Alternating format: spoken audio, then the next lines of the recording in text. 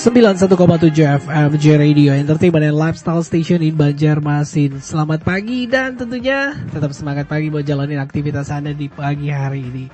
Seperti kalau setiap pagi gue ada sounding ya mengenai talk show bersama Kementerian Hukum dan HAM Provinsi Kalimantan Selatan. Dan tema yang menarik pagi hari ini adalah peningkatan dan penegakan hukum protokol kesehatan dalam pencegahan dan pengendalian COVID-19. Dan tentunya di pagi hari ini gue udah kedatangan tamu nih Jolsan. Ada 3 orang dari Kementerian Hukum Provinsi Kalimantan Selatan. Gue sapa dulu nih. Selamat pagi. Pagi. Nah, yang tengah, yang ujung nih Ibu. Selamat pagi Bu. Pagi. Pagi juga. Deketin Bu, biar kedengeran suaranya Bu. Oke. Gimana nih Bu kabarnya? Ya, baik. Baik saja. Oke, dengan Bapak. Selamat pagi, Pak. Selamat pagi kembali. Nah, itu dia. Bapak, boleh perkenalkan dulu nih namanya masing-masing nih. Dari Bapak di ujung nih. Sekarang satu-satunya Bapak atau Mas ya. Oh, panggilnya Mas saja ya. Iya, Mas. Oke, Mas. Nah, terima kasih. Saya Ahmad Zubaidi, penyuluh hukum pertama kantor wilayah Kementerian Hukum dan HAM. Oke, selamat pagi. Selamat pagi juga, Mbak. Yang di tengah? Pagi, tapi kita mau ada titipan pantun nih dari Kepala Kantor Wilayah, boleh ya? Oke, boleh silakan Mbak. Ini kita ada pantun sedikit buat orang-orang Banjar.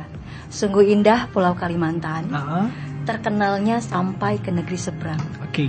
Kami penyuluh hukum senang sekali bisa datang untuk bisa menyapa orang-orang Banjar sekalian. Yeay, biar semangat. Itu langsung titipan dari Bapak. Iya, Pak Kepala Kantor Wilayah dia karena pengen nggak bisa hadir kan. Dia udah mewakili saya supaya saya hai sama orang-orang Banjar. Oke, lewat pantun saya hai nih. Baik. Selamat pagi Ibu yang di ujung nih. Selamat pagi. Nama saya Arpa, saya penyuluh hukum muda. Oke, selamat pagi Bu Arpa. Senang sekali nih bisa kedatangan teman-teman dari Kementerian Hukum dan HAM Provinsi Kalimantan Selatan. Oke nih, membahas mengenai peningkatan disiplin dan penegakan hukum protokol kesehatan nih. Tentunya kalau kita ngebahas tentang penegakan disiplin, penegakan hukum, pasti ada dasar hukumnya nih. Bisa dijelaskan nih Mbak Erika tentang aturan hukum apa saja sih yang di bidang kesehatan yang mengatur tentang penanganan dan pencegahan penyebaran COVID-19. Makasih ya Mas Beben. Tadi saya lupa belum nyebutin nama lo ya. Oh iya benar. Oh iya, hai semua, nama saya Erika. Saya penyuluh hukum muda dari Kanwil Kemenkumham Kalimantan Selatan. Memang sih ya kalau ngomongin soal penegakan hukum identik dengan produk-produk hukum yang sudah disiapkan oleh pemerintah. Tapi bukan berarti kita adanya hukum itu bukan untuk nakut-nakutin sih sebenarnya, bukan. Bukan untuk dilanggar ya? Iya, dan bukan untuk dilanggar. Dan sebenarnya masyarakat juga nggak takut ya, tujuannya jadi sadar gitu loh. Jadi mulai dari awal sebenarnya Pak Presiden menyatakan bahwa kita sudah mulai pandemi di bulan Maret ya, tanggal 2 tepatnya Pak Presiden sudah menyatakan di situ pemerintah kita sudah langsung gerak cepat untuk menyediakan beberapa aturan-aturan hukum untuk memfasilitasi terkait penanganan COVID-19. Dan sebelumnya memang sebelum ada COVID-19 sudah ada undang-undang Undang-Undang Nomor 4 tahun 1984 itu tentang wabah penyakit menular. Jadi dari tahun 1984 sudah ada penanganannya untuk terkait penyakit-penyakit menular. Lalu ada lagi Undang-Undang tentang Kesehatan tahun 2009. Dan yang terbaru sih sebenarnya dari mulai COVID-19 sudah dinyatakan Indonesia berpandemi, Pak Presiden sudah mengeluarkan Kepres nomor 7 tahun 2020 terkait gugus tugas. Gugus tugas penanganan COVID-19 yang memang sudah disiapkan dan dilanjutkan lagi agak maraton nih Mas Beben. Sebenarnya pemerintah tiap-tiap dalam waktu cepat pemerintah sudah langsung mengeluarkan beberapa peraturan-peraturan agar lebih cepat penanganannya gitu. Jadi bisa kebayang ya kalau memang belum ada aturannya aja pasiennya COVID Corona aja sudah sampai segini banyak kan. Benar, dan terbaru nih ada peraturan Wali Kota Banjarmasin yang ditetapkan di tanggal 6 Agustus 2020 yaitu tentang pedoman pelaksanaan dan penegakan protokol kesehatan khususnya di Kota Banjarmasin. Nah, kalau tadi kita udah ngomongin tentang peraturan ya, aturan-aturan hukum atau dasar-dasar hukum. Nah, kalau bicara tentang arti dari protokol kesehatan itu dari sisi hukum itu seperti apa nih? Mas Beben kan kita sering dengar jaga protokol kesehatan. Betul. Sering dengar nggak? Apalagi kayak di baliho di pinggir jalan. Terus suka ada announce dari bapak halo-halo ya. Ayo masyarakat juga gitu. Okay. Ya kita sering dengar pasti protokol gitu kan. Dan di sebenarnya memang hampir sama seperti kita ketahui, protokol itu kan sedikit banyak jaga jarak, pakai masker, social distancing gitu kan, hindari kerumunan. Tapi secara hukumnya dalam peraturan wali kota nomor 60 tahun 2020 itu protokol kesehatan tuh biasa sering disebut dalam PK COVID-19. Ya, karena protokol kesehatan kan muncul sudah ada semenjak ada COVID-19 ya. Dulu-duluan kita belum sering dengar ya gitu loh. Jadi adalah suatu kegiatan dalam rangka untuk mencegah penularan COVID-19. Ya tadi seperti saya bilang, menjaga jarak minimal 1,5 sampai 2 meter, selalu menggunakan masker saat kita berada di kerumunan atau di luar tempat, terus rajin cuci tangan, kalau memang nggak sempat pakai hand sanitizer. Nah, kalau kita lanjut nih, kalau dalam keadaan wabah penyakit virus corona yang menyebar, kira-kira apa saja sih hak-hak kesehatan yang bisa diperoleh oleh masyarakat? Apakah juga ada dasar hukumnya? Gimana nih, Pak? Iya. Hak untuk mendapatkan kesehatan juga kan memang termasuk dalam hak asasi manusia. Ya. Hak asasi manusia itu memang didapatkan saat dia masih dalam kandungan pun dia berhak, termasuk dalam hak kesehatan. Tapi secara spesialisasi di dalam Undang-Undang tentang Kesehatan yaitu nomor 36 tahun 2009, pertama itu masyarakat itu berhak untuk mendapatkan hak yang sama dalam mendapatkan pelayanan. Jadi nggak dibeda-bedain. Kamu dari suku mana, kamu orang kaya atau miskin, kamu hitam, saya putih, enggak gitu. Terus kedua, hak untuk mendapatkan pelayanan yang bermutu, bukan asal-asalan mentang-mentang dia orang miskin jadinya dikasihnya yang standar di bawah standar atau expired gitu kan. Enggak, dia berhak untuk mendapatkan itu. Terus juga akses untuk mempermudah gitu. Jadi tidak dilarang-larang kok untuk khusus untuk orang ini nggak boleh masuk ke rumah sakit, masuknya puskes aja, nggak ada. Jadi semua orang masyarakat dari segala kalangan, dari suku berhak untuk mendapatkan pelayanan yang terbaik. Satu pertanyaan lagi nih. Apakah ada pengecualian nih mengenai penanganan pencegahan penularan COVID terhadap kelompok yang rentan, dan bisa jelaskan nggak ke listeners tentang kriteria apa saja sih yang masuk dalam kelompok rentan ini? Ya, betul sekali Mas Beben. Emang ada spesialisasi ya, kita memang khusus untuk kelompok-kelompok rentan dan itu diatur dalam peraturan. Kelompok-kelompok rentan yang rentan itu dalam arti riskan dan gampang sekali tertular gitu loh. Seperti orang tua yang usianya di atas 60 tahun dan mereka pasti rata-rata daya tahan tubuhnya nggak kuat gitu kan. Atau juga masyarakat walaupun masih muda tapi dia punya penyakit bawaan, hipertensi, penyakit jantung, belum lagi yang ibu hamil gitu. Ibu hamil termasuk kelompok rentan begitu. Jadi ibu hamil juga di tempat keramaian juga kan harusnya prioritas kan, dapat tempat duduk khusus gitu. Lansia seperti itu Mas. Jadi untuk kelompok rentan yang tadi saya sebutkan itu mendapat prioritas pertama untuk mendapatkan pelayanan yang maksimal. Nah itu dia sesi awal kita di talk show bersama dengan Kementerian Hukum dan HAM Kalimantan Selatan. Nanti kita bakal kembali lagi. Jadi kalau buat Jalster yang pengen tanya-tanya seputar penegakan hukum di bidang penanganan atau pencegahan penyebaran COVID-19, bisa langsung WhatsApp di 0811500917 atau bisa langsung komen di postingan terbaru di Instagram JRadio 917FM. Nanti gue bakal kembali lagi, so stay tune terus. Masih di 91,7 FM JRadio, Entertainment and Lifestyle Station di Banjarmasin. Tentunya masih dengan Kementerian Hukum dan HAM Provinsi Kalimantan Selatan dengan tema peningkatan disiplin dan penegakan hukum protokol kesehatan dalam pencegahan dan pengendalian COVID-19. Selamat pagi tentunya dengan teman-teman dari Kementerian Hukum dan HAM nih. Selamat pagi Bu. Masih semangat Bu ya? Semangat. Harus semangat nih, sekalipun di tengah pandemi ya. Oke, gue pengen nanya sama Mas Zubaidi. Iya, terima kasih. Mas Zubaidi nih, mengenai pasien penderita wabah penyakit menular seperti COVID-19, bisa nggak? Apakah mereka dapat menolak tindakan pertolongan medis nih? Iya, sebenarnya kalau pasien untuk menolak itu tidak dibenarkan.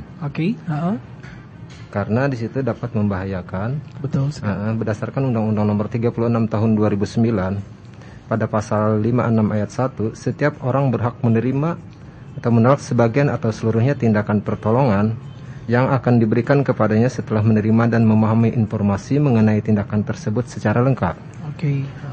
Sedangkan pada pasal 56 di ayat 2 yaitu hak menerima atau menolak sebagaimana dimaksud pasal pada ayat 1 tidak berlaku pada penderita penyakit yang dapat secara menular ke dalam masyarakat. Yang mengakibatkan berdampak lebih luas, kemudian kepada seseorang yang tidak sadarkan diri atau gangguan mental yang berat. Oke, nah kalau misalkan nih pasien menderita virus COVID-19 ini, misalkan mereka merahasiakan kondisi kesehatan pribadinya nih, jadi diem-diem aja nih. Ada ya? Ada biasanya, banyak kayak gitu. Banyak ya. Takut karena pasien penderita virus corona COVID-19 ini dapat merahasiakan kondisi kesehatannya, dapat diatur dalam pasal 57 ayat 1 Undang-Undang 36 tahun 2009 tentang kesehatan.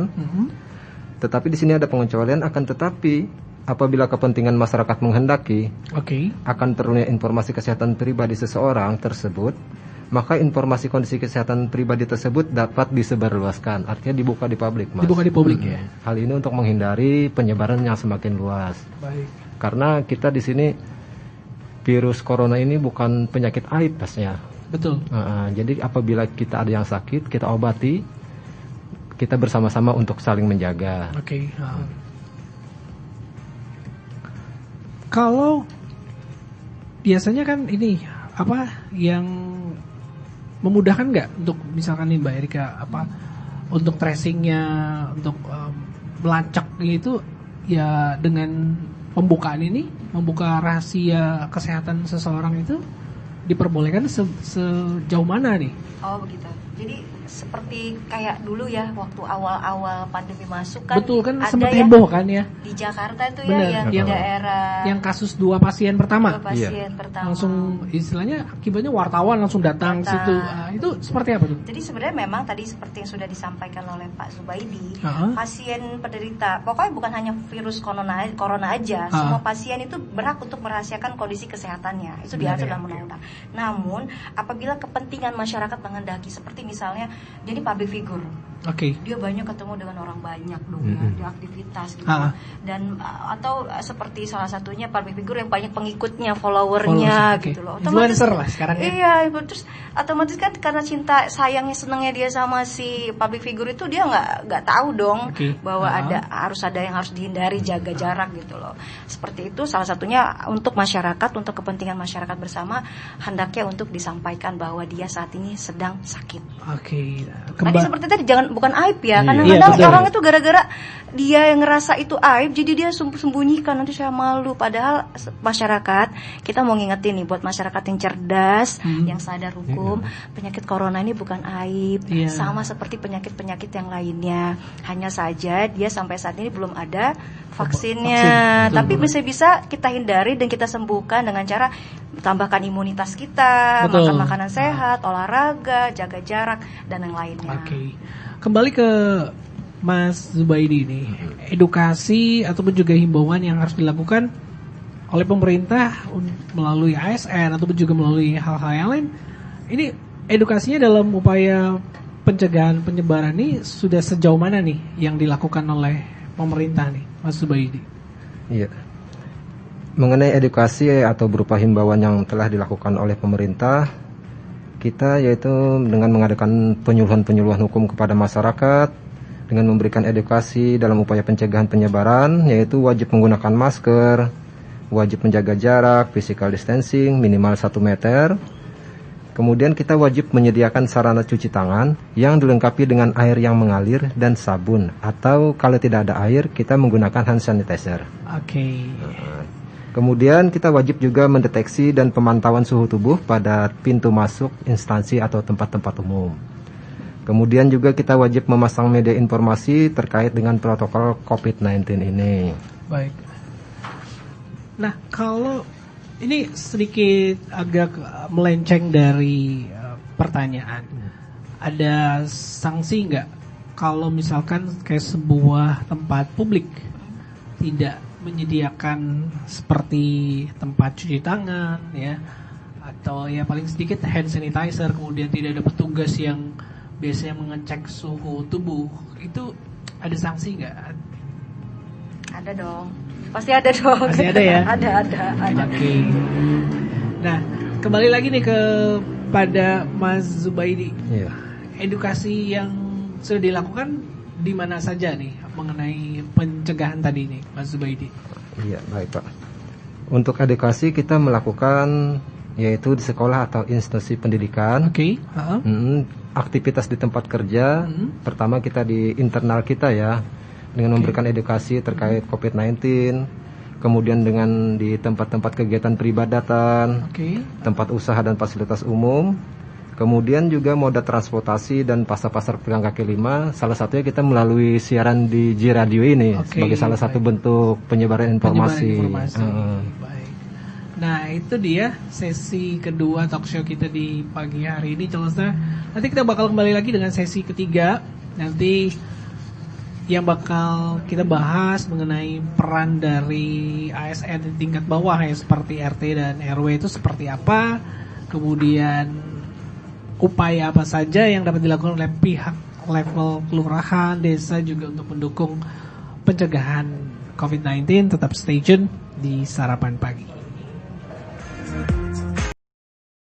Masih di 91,7 FM J Radio Entertainment and Lifestyle Station di Banjarmasin. Tentunya masih dengan Kementerian Hukum dan HAM Provinsi Kalimantan Selatan.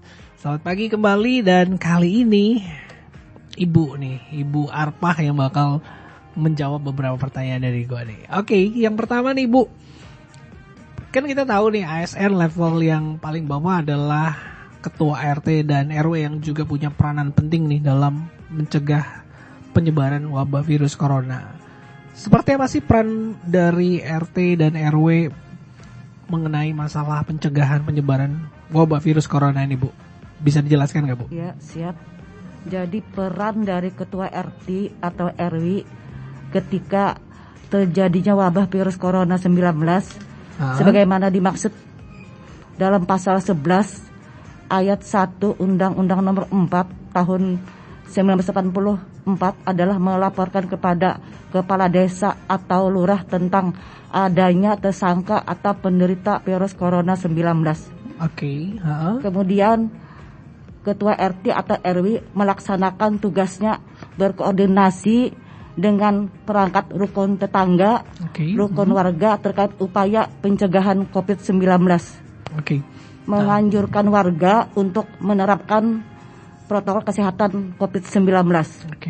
Bersama puskesmas, tenaga kesehatan di wilayahnya mengedukasi warga, memantau serta memastikan protokol kesehatan COVID-19 berjalan sesuai dengan ketentuan. Berarti lumayan banyak juga nih ya tugas RT dan RW ya. Nah, mengenai upaya apa saja yang bisa dilakukan pihak di level seperti kelurahan atau desa dalam mendukung nih. Kalau tadi kita udah bicara tentang RW dan RT ya. Kalau di level kelurahan nih seperti apa nih Bu? Jadi aparat kelurahan atau desa dalam mendukung program COVID-19 adalah satu, membentuk kelurahan sehat atau kelurahan tanggap COVID-19. Kemudian melaksanakan PSBK, membuat sarana cuci tangan di halaman rumah masing-masing. Kemudian menyantuni anggota warga masyarakatnya yang terkonfirmasi COVID-19.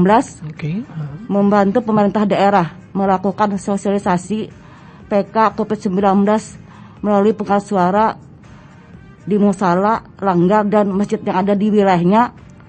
Membentuk tim gugus tugas kelurahan, melakukan koordinasi dengan kelurahan, puskesmas, Babinsa, dan Babin Kamtipnas dalam penanganan suspek dan kontak erat yang ada di lingkungannya.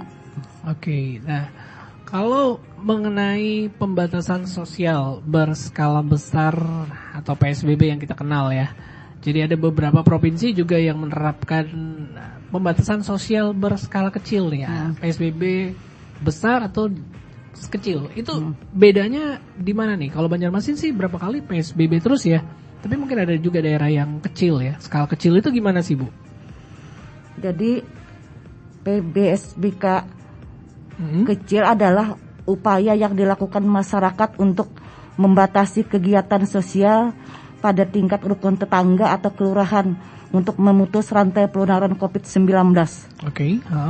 Sedangkan pelaksanaan PSBK sebagaimana dimaksud adalah memberlakukan wilayah pada tingkat rukun tetangga atau beberapa rukun tetangga atau skala kelurahan untuk melaksanakan pembatasan sosial meliputi pemeriksaan masker terhadap setiap orang yang masuk atau keluar wilayahnya, memberlakukan pembatasan waktu berkunjung pada anggota masyarakat, mewajibkan kepada setiap tamu yang berkunjung untuk mencuci tangan, membuat jadwal jaga di lingkungan secara bergiliran, dan membatasi kegiatan pengumpulan masyarakat yang dapat menimbulkan penularan COVID-19. Baik, oke.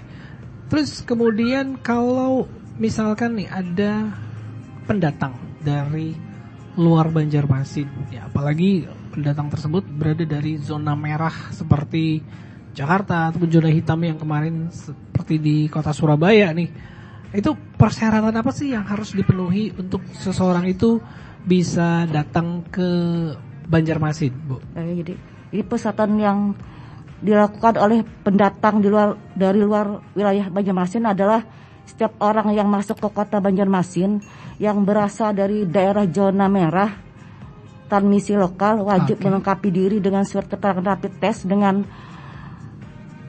interpretasi non reaksi dari fasilitas pelayanan kesehatan yang ditunjuk dari Dinas Kesehatan. Kemudian surat keterangan rapid test itu berlaku 14 hari sejak pemeriksaan dilakukan. Berarti wajib rapid test ya untuk kota Banjarmasin nih. Sepertinya kalau bisa ditambahkan nih, PSBB apakah sama persyaratan juga rapid test dengan PSBK? PSBB sekarang sudah lagi hits ya, udah mulai hits lagi nih ya Jakarta nih. Kita nggak tahu nih Kalimantan Selatan apakah pemerintah kita juga akan memberlakukan juga atau tidak, kita nggak tahu nih. Tapi kalau PSBK sudah ada sebagian, contohnya kayak di Kota Bogor, dia tidak langsung PSBB, tapi dia PSBK dulu ya. Dia dengan dasarnya mungkin melihat tingkat penyebaran, terus jumlah yang tersuspek gitu loh. Tapi so far kalau terkait PSBB di awal-awal juga kan Kalimantan, Banjarmasin khususnya memang sudah menerapkan ya PSBB, dan kita lihat sih memang masyarakat sudah mulai teredukasi. Misalkan nih kita buat simulasi, misalkan akhirnya pemerintah Kalimantan Selatan khususnya Banjarmasin menerapkan PSBB. Saya yakin sekali masyarakat Banjarmasin yang sudah cerdas hukum ya, dan sadar hukum, sudah paham dong step-step apa yang akan harus di tempat-tempat apa yang dilarang, apa yang tidak boleh, apa yang harus dikurangi gitu loh. Tapi PSBK juga memang sudah ada di beberapa kelurahan. Itu kan ada beberapa kelurahan suka kita lihat ya. Kampung Tangguh itu ya, benar ya? Begitu buat pelang bahwa di sini area harus wajib masker, begitu kan. Harus ada, itu sudah masuk dalam PSBK, dan bagus dong, tandanya aparat mulai dari RT dan kelurahan sudah sadar mengedukasi masyarakatnya. Itu kita harapkan semuanya ya. Betul. Kita harapkan itu terjadi di setiap kelurahan ya. Baik, Jelesar, tetap stay tune karena kita masih punya satu sesi terakhir.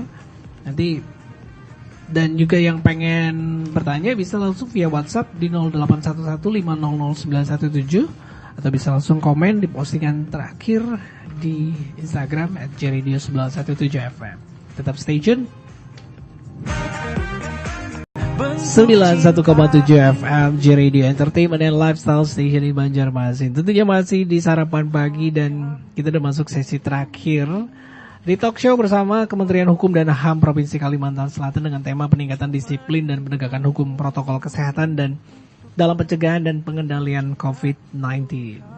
Oke, kita lanjut lagi nih. Tadi sempat disinggung di awal ya, gue aja nggak connect kali ya, mengenai sanksi bagi yang melanggar aturan dari pemerintah terkait COVID-19 nih, terutama ada yang pelaku usaha yang tidak memenuhi standar protokol kesehatan, juga buat masyarakat nih. Yang mau jawab, Mbak Erika, sanksinya seperti apa nih? Sanksi terhadap pelaku usaha ya, misalkan tempat-tempat yang ada menyediakan keramaian, toko, Atau sekarang kan di Kalimantan, di Banjarmasin sudah ada kafe yang sudah buka-buka ya. Nah, itu dia. Betul ya. Tapi mayoritas selama saya di sini sih, saya selalu melihat banyak sekali rumah makan yang memang sudah menyediakan tempat cuci tangan ya pasti gitu. Terus ada slogan untuk menggunakan masker gitu. Tapi nggak tahu kalau udah PSBB kan nggak boleh lagi makan di tempat ya, sudah harus take away kitanya ya. Tapi kalau misalkan nih ada oknum ya yang masih bandel gitu ya Mas Devin ya, masih bandel terus dia menganggap mungkin karena anggapan dia ya udah corona ini penyakit biasa aja gitu kan. Ada yang seperti itu, ada gitu. Atau ada namanya konspirasi ya katanya seperti itu. Kita cukup sedih loh sebenarnya kalau mesti mendengar berpikir masyarakat bahwa corona ini konspirasi gitu. Jadi yang meninggal itu acting gitu. Aduh. Sayang sekali itu harus dibuang. Karena apa? Supaya bisa ngelawan corona itu harus dari diri kita pribadi, terus masyarakat. Kita nggak bisa ngandelin pemerintah atau tenaga medis terus gitu loh. Nah sekarang kembali lagi ke sanksi yang tadi. Pertama kali sesuai dengan aturan yang sudah dikeluarkan oleh pemerintah. Lalu Wali Kota Banjarmasin juga sudah mengeluarkan aturannya. Pertama itu bisa ada teguran. Teguran ya? Ya mungkin dari Satpol PP ya. Satpol PP bersama dengan Babin Kamtibmas dan Babinsa bisa memberikan teguran kepada tempat pelaku usaha itu untuk menyediakan tempat, menyediakan sarana sebagai penanganan penularan COVID-19. Lalu kalaupun memang ada kerumunan lebih dari 5 orang ya, kita sering lihat ya ada mungkin video di YouTube atau apa yang rame-rame gitu, dibubarkan. Bubar, dan kita wajib untuk ikut perintah pembubaran itu, kita bubar gitu loh. Dan tempat yang mengadakan kegiatan itu tadi disuruh tutup. Gitu loh. Kan bubar tuh ya. Iya, kan ditegur ya, tutup dulu. Terus kalaupun memang itu pun kalau memang sudah dibubarkan terus next besok malam ngeyel lagi. Kan suka kan nongki-nongki anak-anak muda sering kayak gitu. Akhirnya memang petugas berhak untuk melakukan penutupan sementara tempat tersebut. Nah, terkait dengan orang yang mengganggu proses penanggulangan wabah penyakit menular seperti virus corona, apakah ada sanksi nih, seperti sanksi pidana atau mungkin? Ya, masih berhubungan dengan kayak tadi kerumunan ya. Betul. Kan itu menghalang-halangi itu tandanya dia disuruh bubar, tapi dia nggak mau. Terus ada juga yang malah ngelawan. Pernah nggak? Mungkin masyarakatnya suka lihat ada video-video yang suka gitu ngelawan gitu loh. Itu berhak loh. Itu sebenarnya di dalam undang-undang kekarantinaan, undang-undang kesehatan gitu loh. Buat orang yang saya bacakan ya biar lebih jelas karena ini pasal ya gitu loh, bahwa bagi orang yang terbukti dengan sengaja menghalangi pelaksanaan penanggulangan, salah satunya kan penanggulangan itu membubarkan kerumunan gitu, maka dapat diancam dengan pidana penjara selama-lamanya 1 tahun dan atau denda setinggi-tingginya 1 juta rupiah. Gitu loh. Dan apabila ada akibat kealpaannya, dia alpa, maksudnya dia lalai, maka bisa dikenai dengan pidana kurungan selama maksimal 6 bulan dan denda setinggi-tingginya 500.000 rupiah. Itu di pasal 14 ayat 1 Undang-Undang Nomor 4 tahun 1984. Jadi monggo masyarakat kalau pengen melihat langsung hak dan kewajibannya bisa dibuka di situ. Berarti di situ ya. Nah, terkait dengan ini nih, tadi ada satu pertanyaan nih mengenai anak sekolah nih. Mungkin Mas Zubaidi bisa jawab mengenai sekolah yang apakah akan rencana kembali tatap muka. Ini seperti apa? Karena memang katanya Komisi 4 juga belum memutuskan untuk kembali. Mereka ada kajian-kajian khusus yang mungkin terkait dengan kegiatan rencana pembukaan sekolah. Jadi apakah itu wilayah tersebut zona merah atau zona kuning ataukah zona hijau? Jadi kita itu berkoordinasi dengan BNPB yang menyatakan status daerah itu. Dan seandainya kalau memang diadakan tatap muka untuk anak-anak sekolah, yaitu mungkin kita bisa memastikan dengan penggunaan masker yang sesuai dengan postur wajah anak. Kemudian anak diingatkan untuk selalu cuci tangan. Kemudian pihak sekolah selalu harus menyediakan tempat cuci tangan dengan menggunakan sabun atau sanitizer. Kemudian orang tua juga wajib membawakan bekal untuk menghindari jajan sembarangan. Nah, di samping itu juga pihak sekolah juga akan memberlakukan dengan tatap muka sekitar 50% ya, bergantian jadinya. Jadi tidak bisa langsung secara bersamaan ya. Misalkan 30 orang numpuk nggak bisa. Berarti 15 kalau misalkan. 15 dengan porsi gantian. Baik. Nah, itu dia pertanyaan tadi yang sudah masuk via WhatsApp ya di 0811500917. Kembali masalah PSBB ini, Mbak Erika. Jakarta sudah memulai lagi nih ya, untuk PSBB. Nah, tujuannya apa sih sebenarnya PSBB ini? Ya sama ya, seperti protokol kesehatan. Okay. Cuman dia di dalam PSBB itu ada protokol kesehatan. Tujuannya untuk mencegah adanya kemungkinan penyebaran COVID-19 yang makin melebar lagi dan makin meluas lagi gitu. Dan saya yakin saat pemerintah sudah mengeluarkan keputusan untuk melakukan PSBB itu pasti sudah ada dasarnya kenapa harus dilakukan PSBB.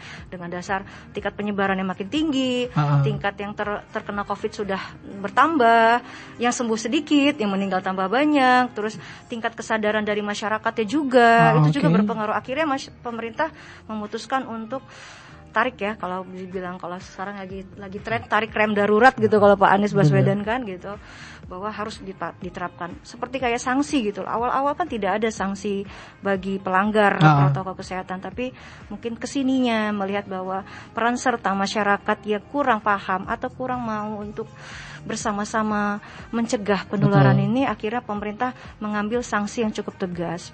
Biar ada efek jerah gitu. Iya sih, sebenarnya tujuannya sanksi itu ya efek jerah tadi ya buat masyarakat.